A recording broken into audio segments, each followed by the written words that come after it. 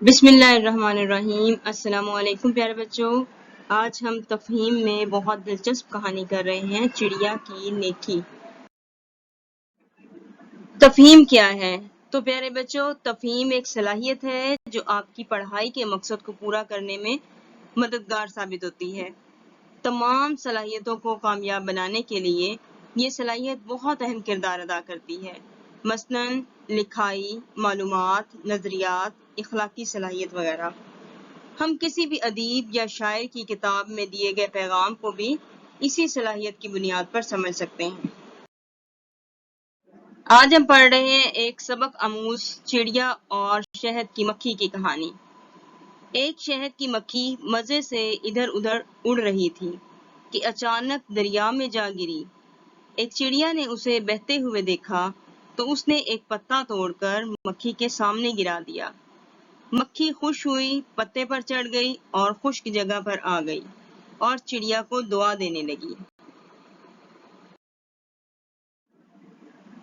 ایک دن شہد کی مکھی نے دیکھا کہ وہی چڑیا اپنے گھونسلے میں آرام سے بیٹھی ہے اور ایک شکاری اس چڑیا کا شکار کرنے والا تھا۔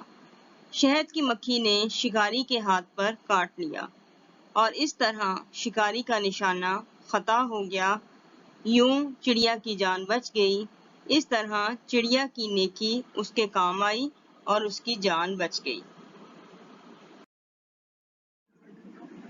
آپ نے یہ مزیدار سی کہانی سنی۔ اب اس میں سے ہم کچھ سوالات کے جوابات تلاش کریں گے۔ سب سے پہلے تو آپ اس عبارت کا مناسب سا عنوان لکھیں۔ سوال نمبر 2، شہد کی مکھی کہاں گری؟ سوال نمبر 3، چڑیا نے شہد کی مکھی کو مشکل میں دیکھا تو کیا کیا؟ نمبر 4، شہد کی مکھی نے چڑیا کی جان کیسے بچائی؟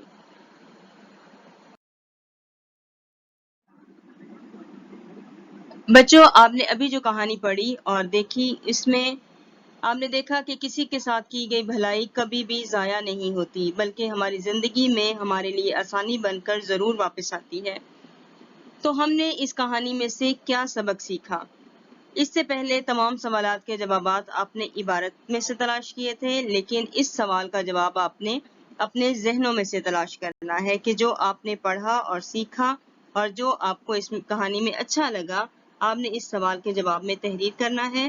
اسی کے ساتھ خدا حافظ۔